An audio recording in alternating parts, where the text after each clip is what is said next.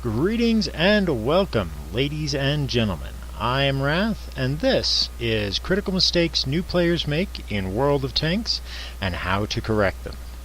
So, like many people, I've found a great deal of joy in playing the online game World of Tanks. And like many other people who start playing the game, I quickly became frustrated with the seemingly endless parade of defeat after defeat, which is many of the newer players experience. And however, I was very fortunate that I had a chance encounter with a clan that works very hard to train their members in the ins and outs of the game and basically teach you not how to not suck at the game. And so now, before we go any further, just to sort of establish my credibility on this, I'm going to go ahead and show my personal service record prior to making this recording. And as you can see, at the time of this recording, I have a fairly solid win rate of a bit over 53%. So while I'm not some legendary ace tanker, I am at least reasonably competent at getting more victories than I get losses. And so this brings us to the purpose of the video, for me to share with you the secrets that many of the really good players know, and how to distill the information that you need and have the mental disciplines that will serve you no matter which vehicle you're playing, so long as you understand how to gather and retain the information that's going on without it detracting from your ability to play your vehicle. These are not gimmicks or cheap tricks that just magically get you kills or anything like that. I mean, the most kills I've ever gotten in a single match was 7, but I tend to average anywhere between no kills and just a lot of damage to, maybe 2 or 3. So the first thing that I'm going to go ahead and discuss is what I call battlefield awareness. Now, when you jump into a game of World of Tanks, most players realize that there's a lot of information being thrown at you. You have your ammunition, the mini-map, the chat, the overall team scores. All of that gets thrown at you along with what's happening right around your vehicle. And many players don't really understand how to distill some very relevant and important pieces of information from that UI. The major part of this is, of course, the minimap. Now, the minimap displays for you for most people's perspective, it displays for you where all of your allies are and where any known enemies are. However, there's more information that you can observe and understand from that is the key to how some players just seem to magically know where to intercept you, where to box you in, where to take you out, and where you are, and where you're going to be. And that comes from really understanding both how to distill information from your team chat and from your minimap. And there's two aspects of the minimap when you're looking at it.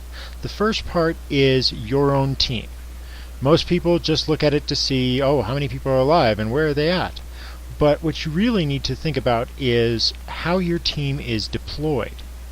Often in many matches, individuals, everybody on the team, has an individual idea of what their intention is, how they're going to go about the battle. Well, I'm going to go left, or I'm going to go right, or I'm going to go straight up the middle. They have that basic idea of where they want to go, and they don't really consider where everybody else is going. And that is a key failure in most teams when you're playing and you wonder why your team just sort of folded up behind you. That's part of it. Because a lot of times you'll see far too many tanks going one way and not enough of them going the other way. Your major run of tanks will go left or right, and they will go, and the maps are designed to have basically 3 choke points: one on the left, one on the right, and one in the middle. I mean, it's for those of you who have played MOBA games, you understand this is basically the lanes design. That, you know, you have the left lane, the right lane, and the middle lane. Or if it's sideways, it's top, middle, bottom, whatever. And then you have the spaces in between where you can try to sneak through, but they're kind of a no man's land. And the same is completely true with the way World of Tanks works. Now, most players will look at it and they'll see a bunch of people going the same way, and they won't do anything about it. They won't change their tactics. They won't change their plan. Instead, they'll just proceed with their plan because, you know, nobody else is their concern. However, this is why teams generally fail. You'll have what's the map? It's like Himmelsdorf, I think it is. The one with the big church on the hill. I've seen a couple of matches that I've been in where one of the teams will send like 90%, 9-10 guys up that hill and leave the remaining 5 to try and hold off the vast majority of the enemy team.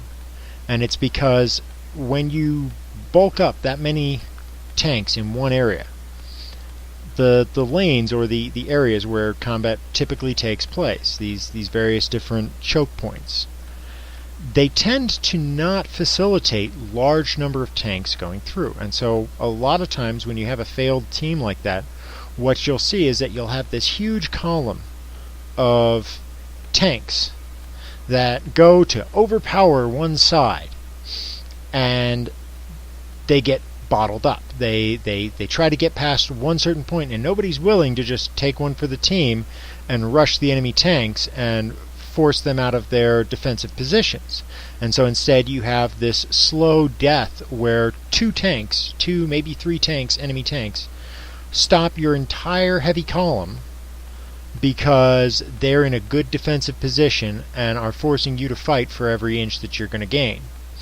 In the meantime, they've only got 2, maybe 3 tanks out of 15 that are stopping 6, 7, or even 8 of your team from going anywhere. And half those guys can't even get a shot off because they're blocked by their own teammates.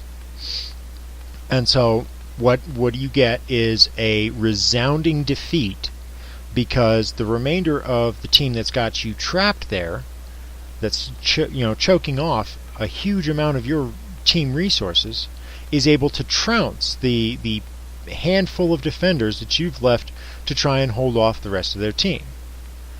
And that is really one of the biggest cardinal sins in the minimap, is not looking at what's going on and where your team is deficient.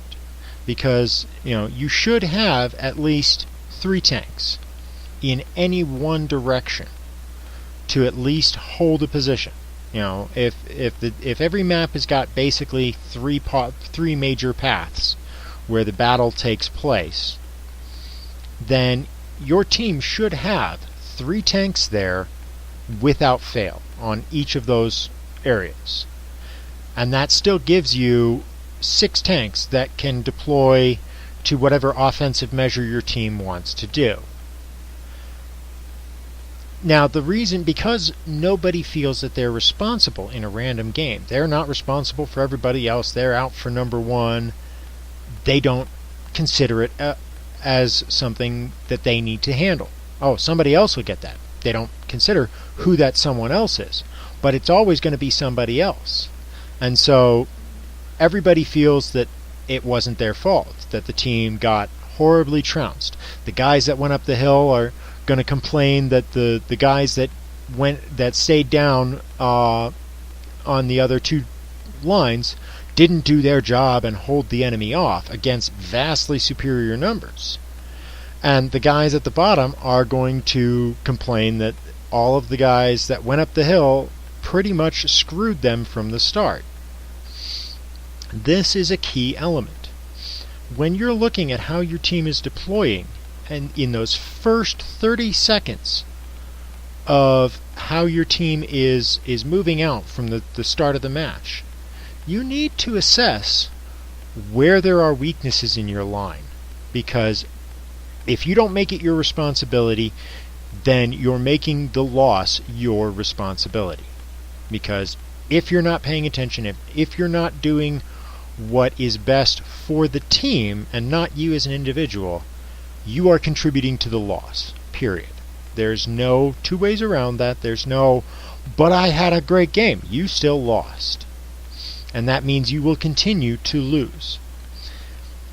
The other thing is, do not dismiss the information that is coming through your chat. Your other team members, especially those who have been killed, have the opportunity to flip around and see the battle from multiple perspectives. They can try to warn you of information that you cannot have yourself, or that you may not have picked up on. Like the guys that all got just overrun on one side of the map, sending out chat alerts saying, hey, the left side has been overrun. That should tell you a number of different things.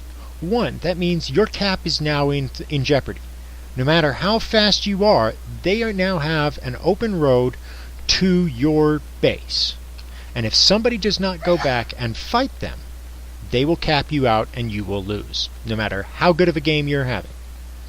And again, if you don't do it, if you're not the one to realize that it needs to be done, who are you assuming that's going to do it?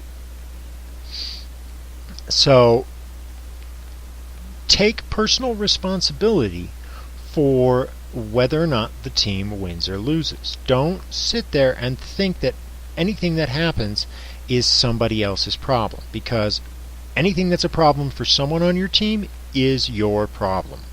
It just may not be an immediate threat to you, but when it reduces the number of people on your team, that reduces the amount of firepower you have. You start getting outnumbered. When it's just one extra gun that the other side has, it's not that bad. When it gets 2, 3, 4 tanks that they have that can move around undisputed, unchallenged, to sneak up on you or fire from different positions, or even take out other more vulnerable units like your tank destroyers and your artillery. Yes, people hate artillery because it's like insta-death out of nowhere.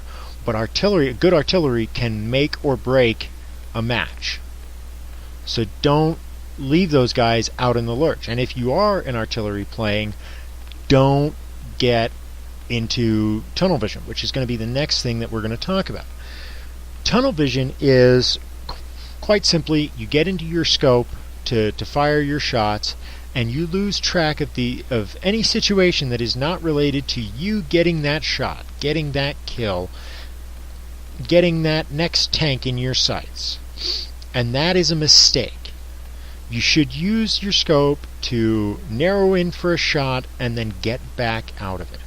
Because the longer you're in scope, the less you're going to be looking at your mini-map, the less you're going to be looking at your chat. You're going to get a tunnel vision effect where the only thing that matters is that aiming circle and your crosshair. And you're just going to be looking at that and whatever's downrange.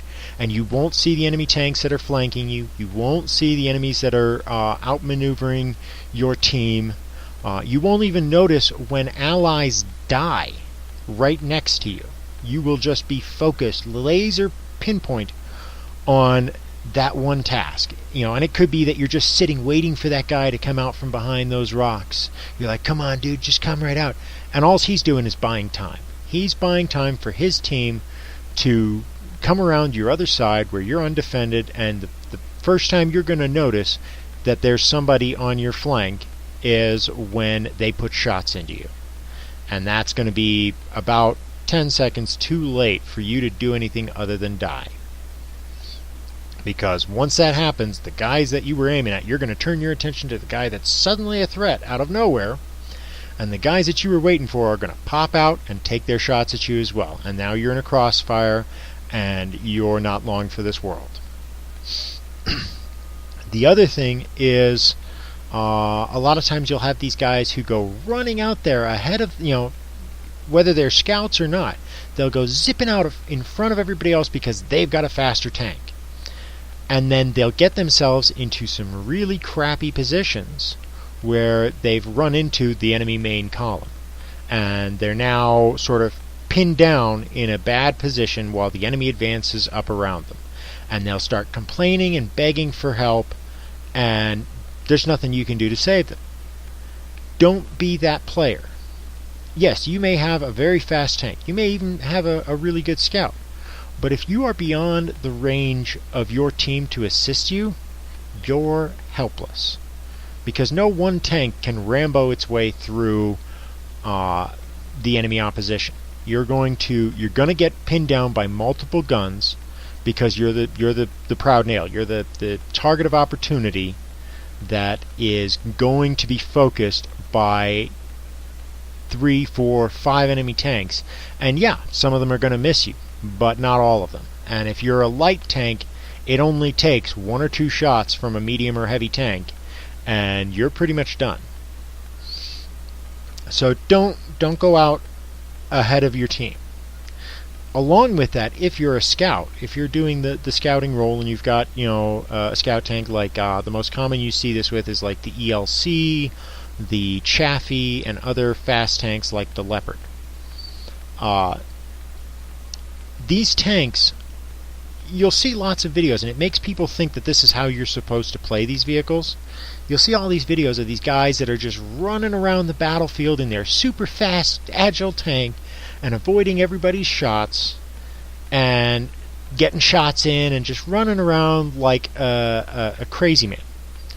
But what you don't realize is that for those players, that's an anomaly. They're playing the numbers at that point. They're hoping that they put enough visual and distract the enemy team enough that their other team members can move up and get better positions, all right, and that they'll eventually get friendly support fire.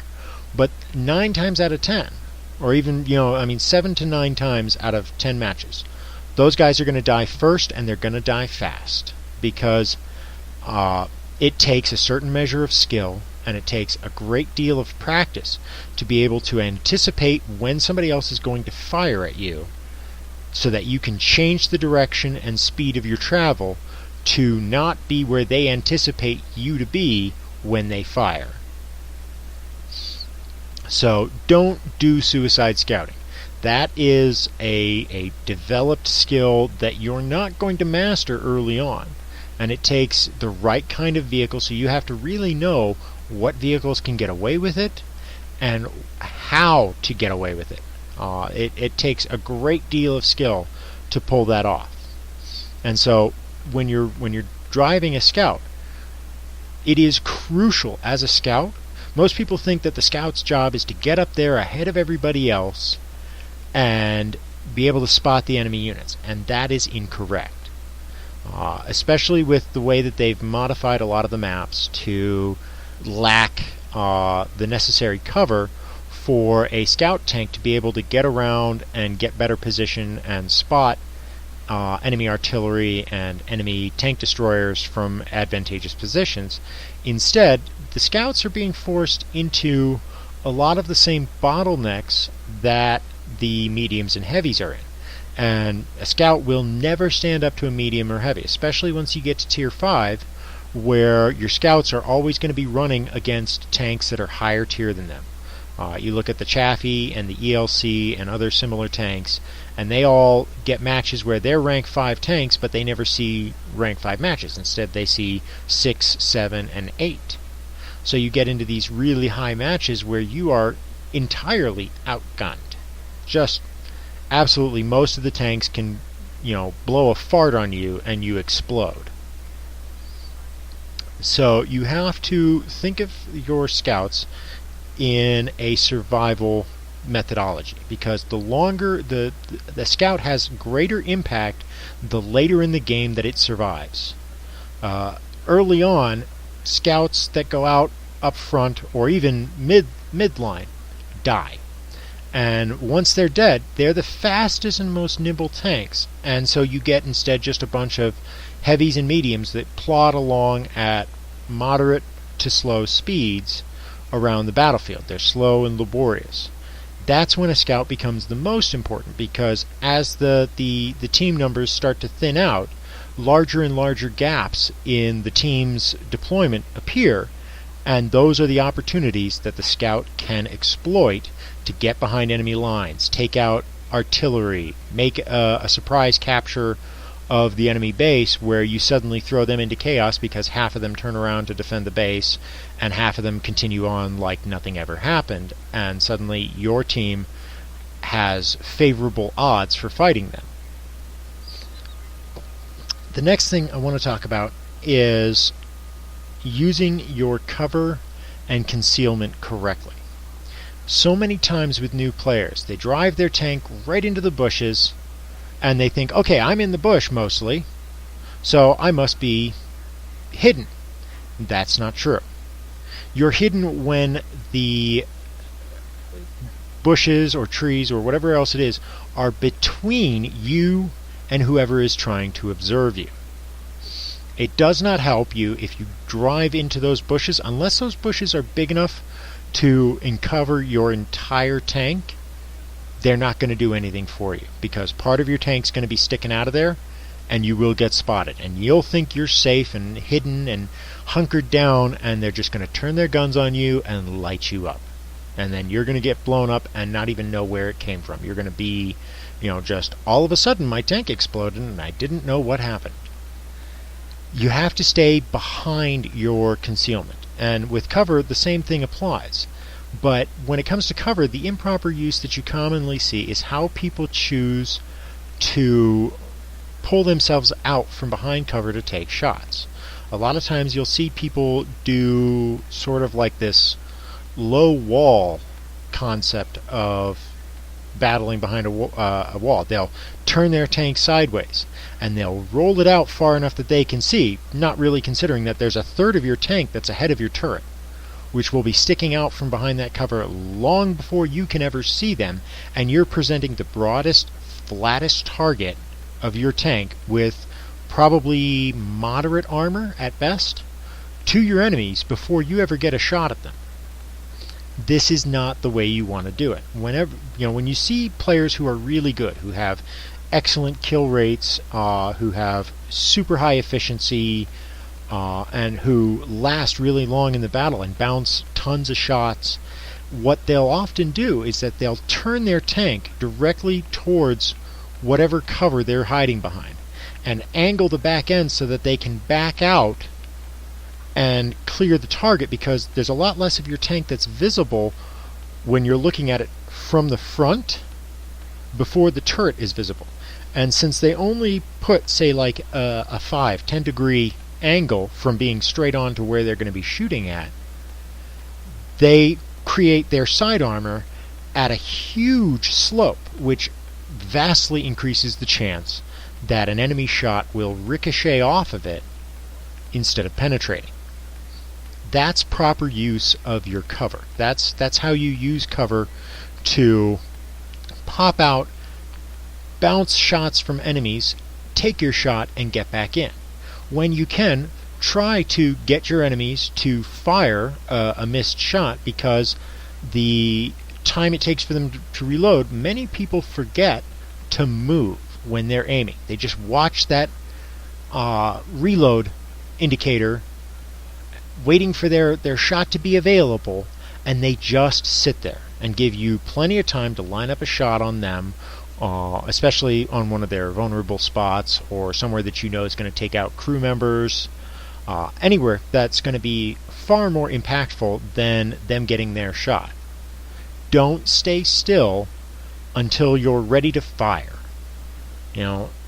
Once your gun's ready to fire, then you can stop for a brief second, especially if your enemy tank has already fired a shot and they're in that reload cycle. Then you can pause your movement for a second, let your sights constrict down on the target, take your shot, and then get back into motion. Even if it's just moving forward and backwards a little bit to not give them a stable target, or twisting your tank a little bit to constantly cycle the deflection of your tank's armor.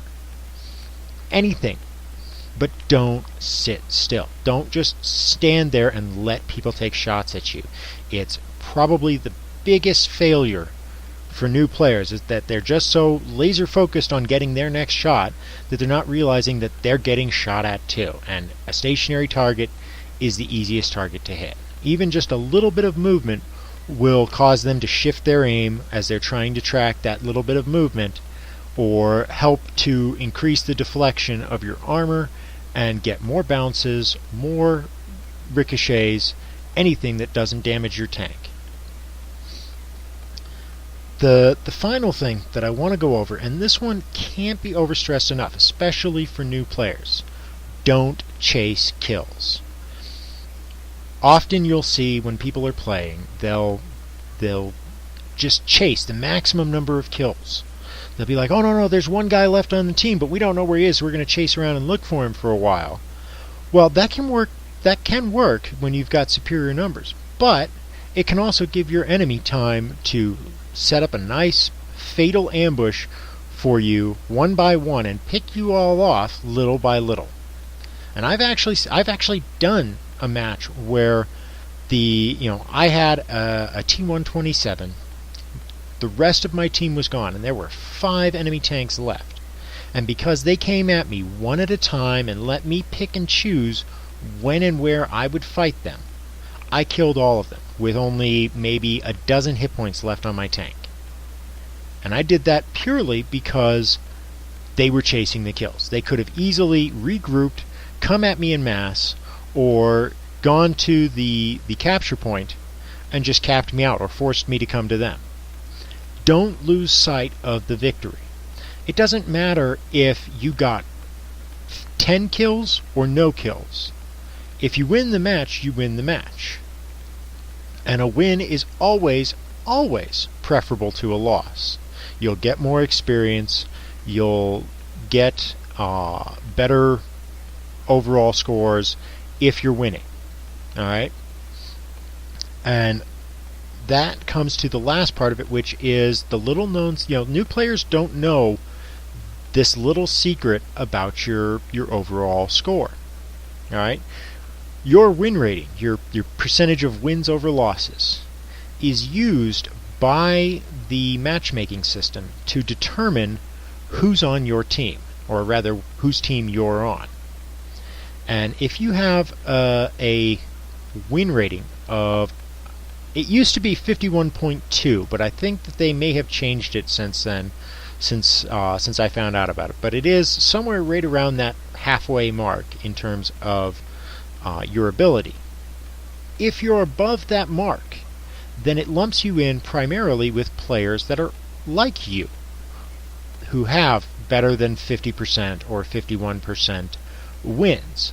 So you end up playing with players who know what they're doing, are much more savvy in how they play the game, and are far more capable of pulling a win out of the hat, if possible.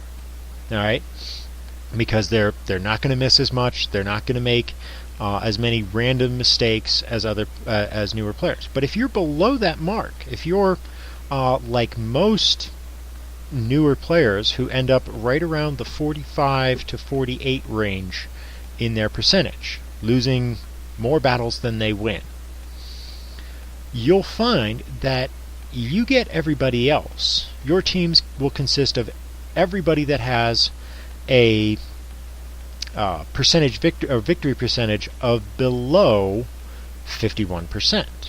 And that might not sound bad, but that's a huge margin of discrepancy, because, okay, so it treats everybody below 51% as having virtually the same standing.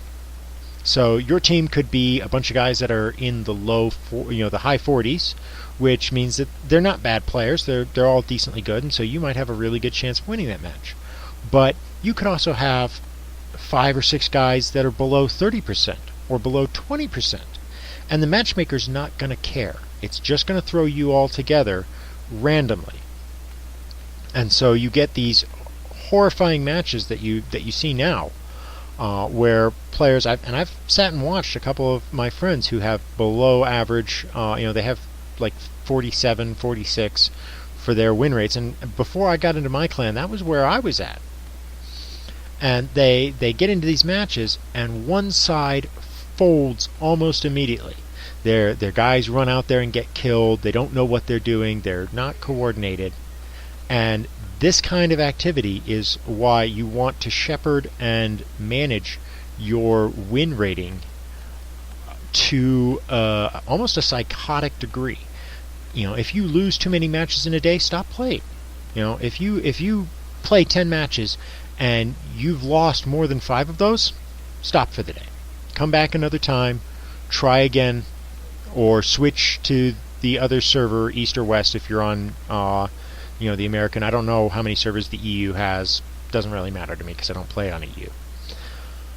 But change something up, because if you continue as you're going, you're just going to continue to lose. You're either in a bad time slot where there's just a lot of bad people.